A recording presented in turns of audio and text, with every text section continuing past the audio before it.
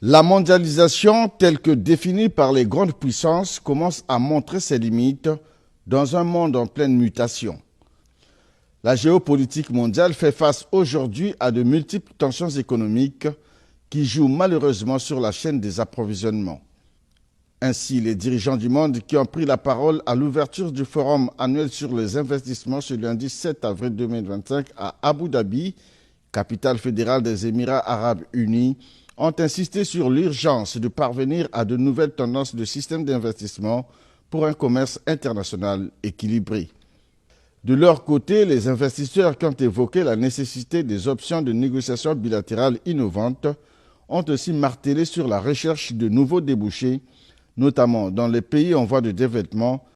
Ces pays, pourtant riches en ressources naturelles, connaissent une croissance en arrière, une inflation galopante qui pèse sur la question de la satisfaction des besoins fondamentaux des populations. Le problème ainsi posé, les investisseurs ont ciblé et énoncé plusieurs domaines d'intervention, parmi lesquels l'eau, l'électricité, la santé, l'agriculture, les infrastructures, les télécommunications, l'éducation, les industries de transformation et bien d'autres. C'est dans ce contexte que le président de la République, Denis Sassou Nguesso, qui a engagé le pays dans un processus de diversification de son économie, a présenté les opportunités d'affaires en République du Congo.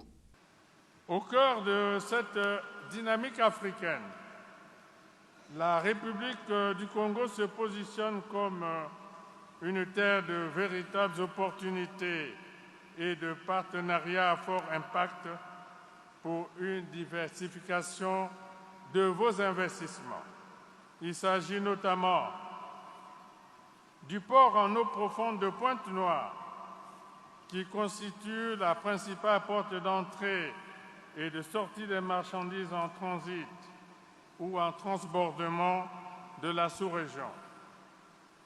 D'un potentiel minier diversifié, mais peu exploité, constitué entre autres de fer, de sels de potasse, de phosphate, de polymétaux, cuivre, plomb, zinc, de l'or, du diamant, du coltan, de la cassitérite, etc.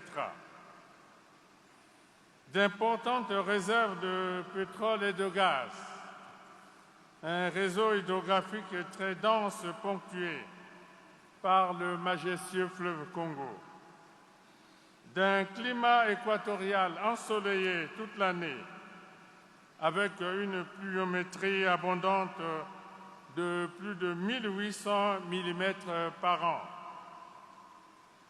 de 10 millions d'hectares de terres arables disponibles.